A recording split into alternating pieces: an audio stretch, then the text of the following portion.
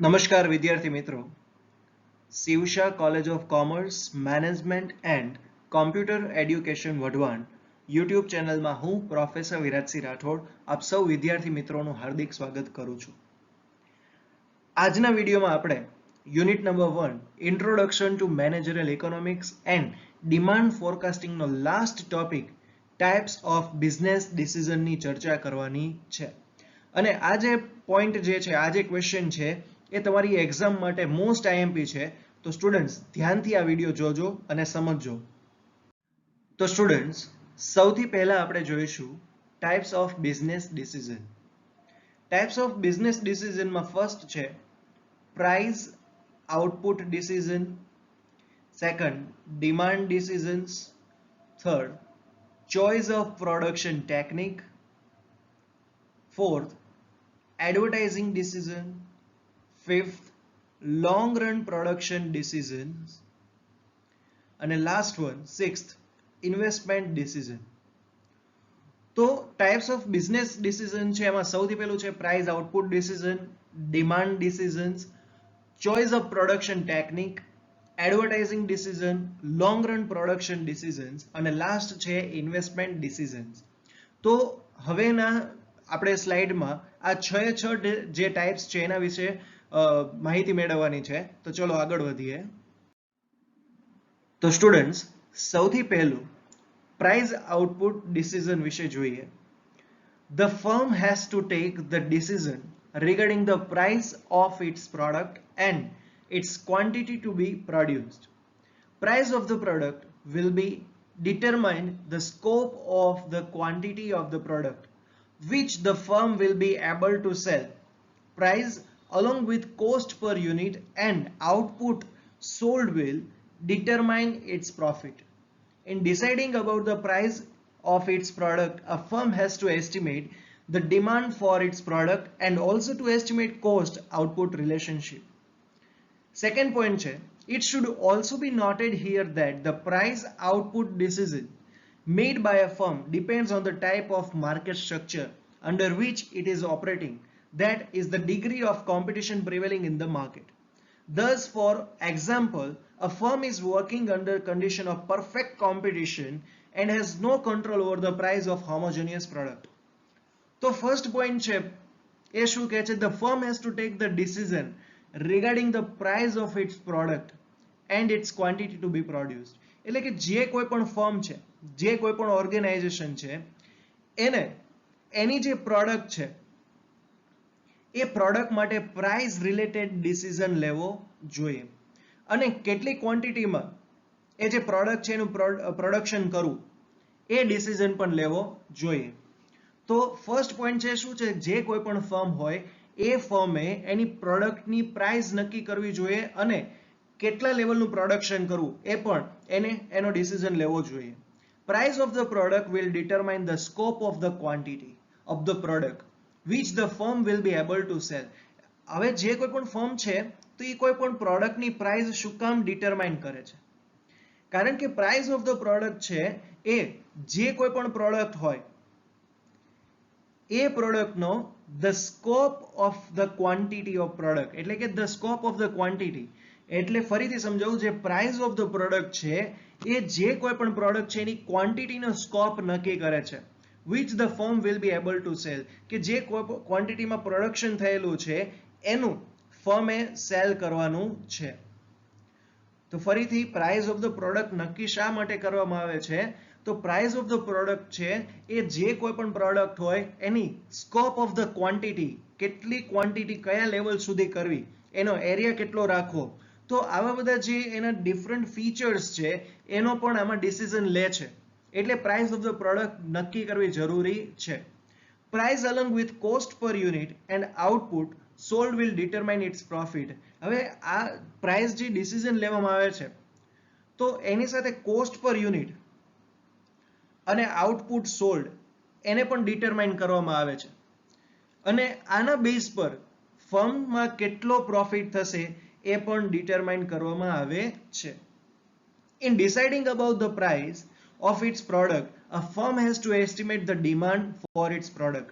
and also to and also to estimate cost output relationship. એટલે જ્યારે પણ કોઈ પણ પ્રોડક્ટ વિશેની પ્રાઇસ નક્કી થતી હોય ત્યારે જે કોઈ પણ ફર્મ છે એ ફર્મની પ્રોડક્ટની ડિમાન્ડ શું રહેશે એ ડિમાન્ડ પણ નક્કી કરવી જોઈએ. કોસ્ટ આઉટપુટ રિલેશનશિપ, એનો એસ્ટિમેટ કોસ્ટ આઉટપુટ શું રહેશે, કોસ્ટ પર યુનિટ શું રહેશે એ પણ એને ડિટરમાઇન કરવું જોઈએ. સેકન્ડ પોઈન્ટ છે, it should also be noted here that the price output decision made by a firm depends on the type of market structure under which it is operating, that is the degree of competition prevailing in the market. એટલે જ્યારે પણ price output decision કોઈ particular product માટે લેવામાં આવે છે તો ફર્મે સૌથી પહેલા શું નક્કી કરવું જોઈએ કે જે કોઈ પણ ફર્મ છે એ કયા માર્કેટ સ્ટ્રક્ચરમાં ઓપરેટ કરે છે અને એના બેઝ પર નક્કી થાય છે કે કોમ્પિટિશનનું લેવલ શું હશે, માર્કેટમાં કઈ કોમ્પિટિશન પ્રિવેલિંગ છે એના બેઝ પર જે ડિસિઝન છે એ લેવાશે. Thus, for example, a firm is working under condition of perfect competition and has no control over the price of homogeneous product. Example તરીકે શું કીધું છે, કોઈ એક ફર્મ છે એ ફર્મ પરફેક્ટ કોમ્પિટિશનમાં વર્ક કરે છે, પરફેક્ટ કોમ્પિટિશનમાં ઓપરેટ કરે છે. તો આ જે કોમ્પિટિશન હશે તો એમાં ફર્મને હોમોજેનિયસ પ્રોડક્ટ ઉપર ની પ્રાઇસ ઉપર કોઈ કંટ્રોલ રહેશે નહીં. હોમોજેનિયસ પ્રોડક્ટ એટલે શું? હોમોજેનિયસ ધેટ મીન્સ એક સરખી પ્રોડક્ટ. તો જે માર્કેટમાં પરફેક્ટ કોમ્પિટિશન હશે એ માર્કેટમાં હોમોજેનિયસ પ્રોડક્ટની પ્રાઇસ ઉપર કોઈ કંટ્રોલ રહેશે નહીં. તો સ્ટુડન્ટ્સ આ હતું પ્રાઇસ આઉટપુટ ડિસિઝન. હવે નેક્સ્ટ આપણે જોઈએ સેકન્ડ ડિસિઝન છે demand decision. Estimation of the current demand for the product is necessary for taking short decisions regarding output cost and profit. Likewise, estimates for future demand, generally known as demand forecasting, is essential for long-term decision involving forward planning for expansion and new ventures, for diversification, for introducing more sophisticated plants, etc. તો first point છે એમાં શું કીધું છે, estimation of the current demand for the product is necessary four taking short decision regarding output cost and profit. એટલે જે કોઈ પણ ઓર્ગેનાઇઝેશન છે એ ઓર્ગેનાઇઝેશનમાં જે કોઈ પણ પ્રોડક્ટ અથવા તો કોઈ પર્ટિક્યુલર પ્રોડક્ટ છે તો એની કરંટ ડિમાન્ડ શોર્ટ ટાઈમ માટે જે નક્કી કરવી, તો taking short decision regarding output cost and profit. ફરીથી, estimation of the current demand for the product is necessary for taking short decision regarding output cost and profit. એટલે જ્યારે કોઈ પણ પર્ટિક્યુલર પ્રોડક્ટ માટે જે કરંટ ડિમાન્ડ નક્કી કરવા માટે શોર્ટ ડિસિઝન લેવામાં આવે છે તો એના માટે આઉટપુટ કોસ્ટ અને પ્રોફિટ માટેનો ડિસિઝન લેવો પણ જરૂરી છે. Likewise, estimates for future demand, generally known as demand forecasting, કે તમે કોઈ પર્ટિક્યુલર પ્રોડક્ટ છે એની ફ્યુચર ડિમાન્ડ શું હશે તો એની જે પ્રોસેસ છે એને ડિમાન્ડ ફોરકાસ્ટિંગ તરીકે ઓળખવામાં આવે છે.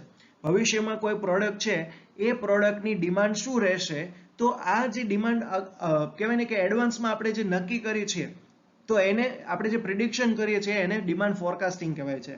Demand forecasting is essential four long term decision. આ જે ડિમાન્ડ ફોરકાસ્ટિંગ છે એ લોંગ ટર્મ ડિસિઝન લેવો હોય એના માટે એસેન્શિયલ એટલે જરૂરી છે. Involving forward planning for expansion and new ventures. જ્યારે કોઈ પણ કહેવાય કે ઓર્ગેનાઇઝેશન છે એ organization forward planning for expansion, expansion એટલે શું, એનું જે એરિયા છે, એનો જે સ્કોપ છે, એના જે ફીચર્સ છે એમાં ડેવલપમેન્ટ કરવું. તો જ્યારે ઓર્ગેનાઇઝેશન એક્સપાન્શન કરવાનું વિચારતું હોય અથવા તો ન્યૂ વેન્ચર, ન્યૂ સ્ટાર્ટઅપ કરવાનું વિચારતું હોય એના માટેનું ફોરવર્ડ પ્લાનિંગ હોય ત્યારે લોંગ ટર્મ ડિસિઝન લેવા માટે ડિમાન્ડ ફોરકાસ્ટિંગ કરવામાં આવે છે.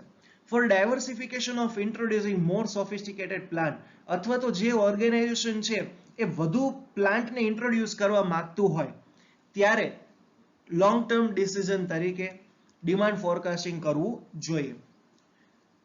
નેક્સ્ટ પોઈન્ટ છે, besides to arrive at correct estimates of demand, the firm has not only to study consumer behavior and their preferences, but also to study the growth of gross national product, price situation, changes in the level of employment, balance of payment. તો આમાં શું કીધું છે કે કોઈ પણ particular product છે તો એ પ્રોડક્ટનું જ્યારે કરેક્ટ એસ્ટિમેટ્સ ઓફ ડિમાન્ડ, જ્યારે ડિમાન્ડનું કોઈ કરેક્ટ એસ્ટિમેટ લેવું હોય તો ત્યારે કન્ઝ્યુમરનું બિહેવિયર સ્ટડી કરવાનું એ તો છે જ, પણ એની સાથે સાથે growth of gross national product, જે જીએનપી છે, ગ્રોસ નેશનલ પ્રોડક્ટ, એમાં કેટલો ગ્રોથ થયો છે, પ્રાઇસ સિચ્યુએશન શું છે, changes in the level of employment, એમ્પ્લોયમેન્ટમાં શું ચેન્જીસ આવેલા છે, બેલેન્સ ઓફ પેમેન્ટ શું છે, તો આ બધા ટોપિક ઉપર પણ એને સ્ટડી કરવું જોઈએ. તો નેક્સ્ટ આપણે જઈએ તો નેક્સ્ટ ડિસિઝન છે ચોઇસ ઓફ પ્રોડક્શન ટેકનિક, કે જે કોઈ પણ પ્રોડક્ટ હોય એ પ્રોડક્ટનું પ્રોડક્શન કઈ ટેકનિકથી કરવું. તો production techniques involve the use of particular combination of factors, especially labor and capital to produce a product.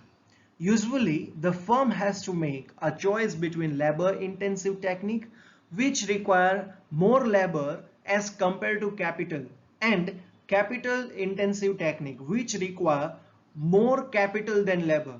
The choice between the different technique would depend upon the available supplies of the different factors of production and the relative price. The firm would choose that technique of production which gives maximum output at least cost. તો આ જે paragraph છે એ શું કહેવા માંગે છે? Production techniques involve the use of particular combination of factors, especially labour and capital to produce a product. એટલે જે કોઈ પણ પ્રોડક્ટ છે એ પ્રોડક્ટનું પ્રોડક્શન કરવા માટેની જે ટેકનિક્સ છે એ પ્રોડક્શન ટેકનિક્સમાં particular combination of labour and કેપિટલનો યુઝ થાય છે. એટલે જે કોઈ પણ પ્રોડક્ટ હોય એ પ્રોડક્ટનું પ્રોડક્શન કરવા માટેની જે પ્રોડક્શન ટેકનિક્સ છે એમાં લેબર એન્ડ કેપિટલના પર્ટિક્યુલર કોમ્બિનેશન ઓફ ફેક્ટર્સનો યુઝ થાય છે. Usually, the firm has to make a choice between labor-intensive technique. તો લેબર ઇન્ટેન્સિવ ટેકનિકમાં શું છે? which require more labor as compared to capital. જો લેબર ઇન્ટેન્સિવ ટેકનિક છે એમાં કેપિટલ કરતા લેબરની વધુ જરૂર પડે છે, એન્ડ કેપિટલ ઇન્ટેન્સિવ ટેકનિક છે એમાં મોર કેપિટલ ધેન લેબર, લેબર કરતા કેપિટલની વધુ જરૂર પડે છે. તો ફરીથી જો પ્રોડક્શન માટેની જે ટેકનિક છે એમાં બે ટેકનિક કઈ કીધી? લેબર ઇન્ટેન્સિવ ટેકનિક અને capital intensive technique. Labour intensive ટેકનિકમાં શું છે કે કેપિટલ કરતા લેબર વધુ હોય, અને કેપિટલ ઇન્ટેન્સિવ ટેકનિક છે એમાં શું? લેબર કરતા કેપિટલ વધુ હોય. તો હવે આ જે બે ટેકનિક છે એમાંથી કઈ ટેકનિક સિલેક્ટ કરવી પ્રોડક્શન માટે એ ડિસાઇડ કરવાનું છે. The choice between the different technique would depend upon the available supply of the different factors of production and the relative price. હવે આ બંને ટેકનિક જે છે એ ટેકનિકમાંથી કઈ ટેકનિક સિલેક્ટ કરવી તો એ શેના પર બેઝ કરશે? Available supply of the different factors, કયા કયા ફેક્ટર્સ જે છે એ કેટલા પ્રમાણમાં, કેટલા સપ્લાયમાં અવેલેબલ છે, એન્ડ ધ રિલેટિવ પ્રાઇસ, અને એ જે બધા ફેક્ટર્સ છે એની પ્રાઇસ શું છે. The firm would choose that technique of production which gives maximum output at least cost. જે ફર્મ છે, જે ઓર્ગેનાઇઝેશન છે એ કઈ ટેકનિક સિલેક્ટ કરશે? તો જે ટેકનિકમાં મેક્સિમમ આઉટપુટ હોય અને કોસ્ટ છે એ લિસ્ટ હોય, લિસ્ટ એટલે ઓછી હોય, ઓછા ખર્ચે વધુ આઉટપુટ મળે. પણ ધ્યાનમાં એ રાખવાનું છે કે ક્વોલિટીમાં કોઈ કોમ્પ્રોમાઇઝ થવું જોઈએ નહીં. The firm has to maintain the quality of a particular product. જે કોઈ પણ પ્રોડક્ટ છે એની ક્વોલિટી છે એ મેન્ટેન રહેવી જોઈએ. એટલે ફર્મ જે છે એ પ્રોડક્શન માટે કેવી રીતે ટેકનિક નક્કી કરશે? તો જે ટેકનિકમાં કોસ્ટ ઓછો હોય અને આઉટપુટ વધુ હોય એવી ટેકનિક સિલેક્ટ કરશે. તો નેક્સ્ટ જોઈએ તો નેક્સ્ટ ડિસિઝન છે advertising decision. The firm has to incur advertisement expenditure to promote sales of its product and create new demand. Though advertisement, the firm tries to influence the customers about the quality of its product, Thus, the firm has to take a decision about the allocation of expenditure to be incurred on advertisement and the media, newspaper, radio, television network through which it is to make the product more popular and well known in the market. તો જો કોઈ પણ firm હોય અથવા કોઈ પણ organisation હોય તો એનો એમ શું હોય છે? પ્રોફિટ કરવાનો. પ્રોફિટ ક્યારે થાય? તો જે પ્રોડક્ટ છે એ પ્રોડક્ટનું સેલિંગ થાય તો. હવે જો સેલિંગ જ ઓછું હશે તો પછી પ્રોફિટ થશે નહીં, અને પ્રોફિટ નહીં થાય તો ઓર્ગેનાઇઝેશનનું ડેવલપમેન્ટ પણ થશે નહીં. એના માટે થઈને the firm has to incur advertisement expenditure to promote sales of its product એટલે and create new demand. તો જે કોઈ પણ ફર્મ છે એ ફર્મની પ્રોડક્ટનું સેલિંગ વધે અને નવી ડિમાન્ડ ક્રિએટ થાય એના માટે થઈને એડવર્ટાઇઝમેન્ટ એક્સપેન્સ કરવો જોઈએ. ફરીથી જે કોઈ પણ ફર્મ છે એની પ્રોડક્ટનું સેલિંગ વધે અને માર્કેટમાં નવી ડિમાન્ડ ક્રિએટ થાય એના માટે થઈને ફર્મે એડવર્ટાઇઝમેન્ટ એક્સપેન્સ કરવો જોઈએ. Though advertisement, the firm tries to influence the customer about the quality of its product. આની સાથે સાથે એડવર્ટાઇઝમેન્ટ જ્યારે પણ એડવર્ટાઇઝમેન્ટ કરવામાં આવે છે તો એડવર્ટાઇઝમેન્ટમાં કસ્ટમરને જે કોઈ પણ પ્રોડક્ટ છે એ પ્રોડક્ટની ક્વોલિટી માટે પણ એમાં માહિતી આપવી જોઈએ. The firm has to take a decision about the allocation of expenditure to be incurred on advertisement. એટલે જ્યારે પણ એડવર્ટાઇઝમેન્ટનું વિચારવામાં આવે તો એડવર્ટાઇઝમેન્ટ એક્સપેન્ડિચર કરવા માટે જે કોઈ પણ મેનેજરિયલ ઇકોનોમિસ્ટ હોય છે એને એલોકેશન ઓફ એક્સપેન્ડિચર એડવર્ટાઇઝમેન્ટ કરવા માટે જેટલા એક્સપેન્સ કરવા છે એનું કહેવાય ને કે અલગથી એલોકેશન કરવું જોઈએ. And the media, newspaper, radio, television, network, અને સાથે સાથે એ પણ ડિસિઝન લેવો જોઈએ કે કયા મીડિયમ થ્રુ એડવર્ટાઇઝ કરવી છે, ન્યૂઝપેપરમાં, રેડિયોમાં, ટેલિવિઝનમાં, નેટવર્કમાં, ઓર સોશિયલ જે આપણે કહેવાય કે સોશિયલ જે બધી સાઇટ્સ છે, ફેસબુક છે, ઇન્સ્ટાગ્રામ છે, એપ્લિકેશન્સ બધી છે, તો કેવી રીતે એડવર્ટાઇઝમેન્ટ કરવી એનો પણ ડિસિઝન લેવો જોઈએ. Through which it is to make the product more popular and well known in the market. જ્યારે પણ કોઈ પ્રોડક્ટની એડવર્ટાઇઝમેન્ટ કરવામાં આવે છે તો એ એડવર્ટાઇઝમેન્ટનો એમ એક જ હોય છે કે પ્રોડક્ટને માર્કેટમાં પોપ્યુલર અને વેલ નોન બનાવી.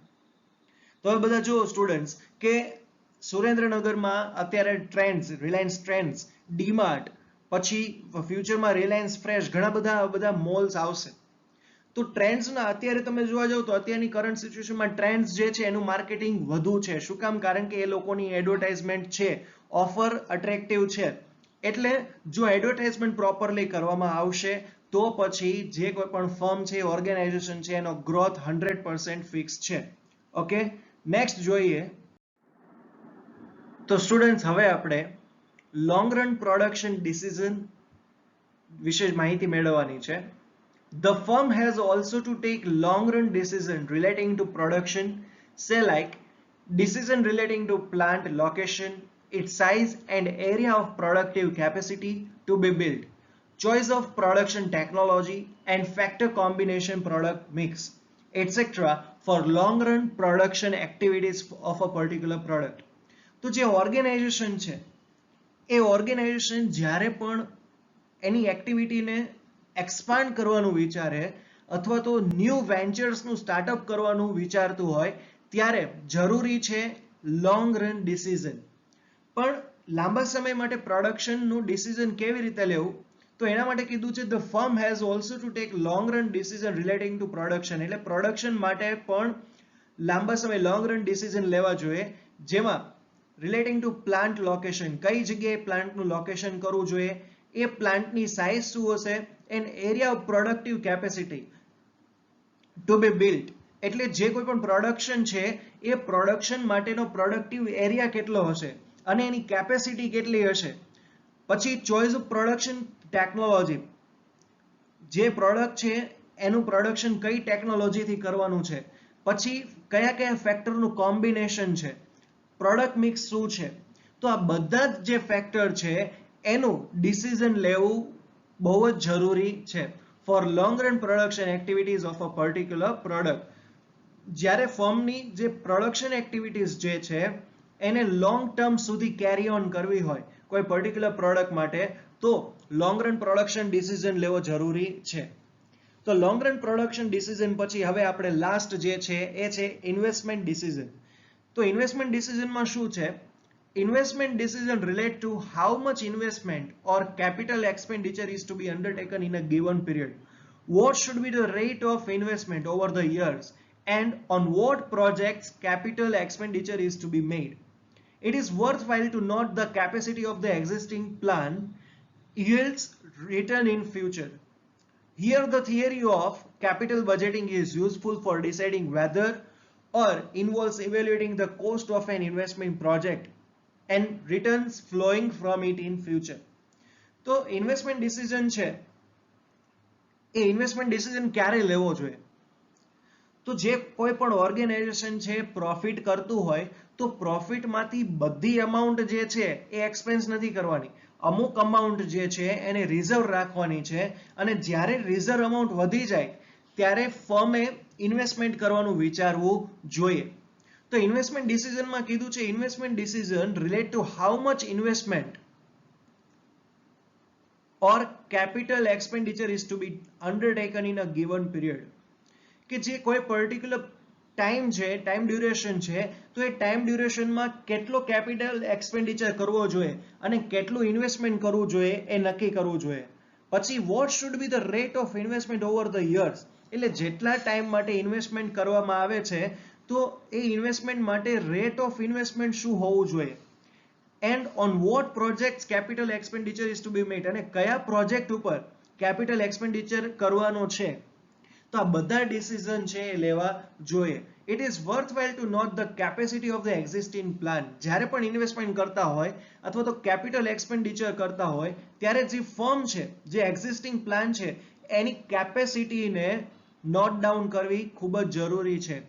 yields return in future, એટલે જે કોઈ પણ એક્ઝિસ્ટિંગ પ્લાન છે એ ફ્યુચરમાં કેટલું અર્ન કરીને આપશે એની આપણે એક નોટ ડાઉન કરવું જોઈએ. Here the theory of capital budgeting is useful for deciding whether or involves evaluating the cost of an investment project. કે જ્યારે ઇન્વેસ્ટમેન્ટ કરતા હોય તો ત્યારે કેપિટલ બજેટિંગની જે પ્રોસેસ છે ખૂબ જ યુઝફુલ છે for evaluating the cost of an investment project. જે ઇન્વેસ્ટમેન્ટ પ્રોજેક્ટ જે છે એનો કોસ્ટ શું હશે એનું ઇવેલ્યુએશન કરવું હોય અને રિટર્ન્સ કેટલું મળશે, જે ઇન્વેસ્ટમેન્ટ કરેલું છે એનું ફ્યુચરમાં આપણને રિટર્ન શું મળશે, આવું બધું ડિસાઇડ કરવા માટે કેપિટલ બજેટિંગ તૈયાર કરવું ખૂબ જ જરૂરી છે. તો સ્ટુડન્ટ્સ, અત્યારે આપણે જોયું લોંગ રન પ્રોડક્શન ડિસિઝન અને ઇન્વેસ્ટમેન્ટ ડિસિઝન. તો સ્ટુડન્ટ્સ, આપણે unit number 1 introduction to managerial economics and demand forecasting અહીંયા કમ્પ્લીટ કરીએ છીએ. ન્યૂ વિડીયોમાં હવે આપણે ન્યૂ યુનિટ સ્ટાર્ટ કરશું. જો વિડીયોમાં કોઈ ડાઉટ હોય તો પર્સનલ મેસેજ ઓર કોલ કરીને પૂછી શકો છો. જો વિડીયો ગમે તો વિડીયોને લાઈક કરજો, શેર કરજો અને આપણી કોલેજની ચેનલને સબસ્ક્રાઇબ કરવાનું ભૂલતા નહીં. Thank you so much students for watching this video. Bye bye.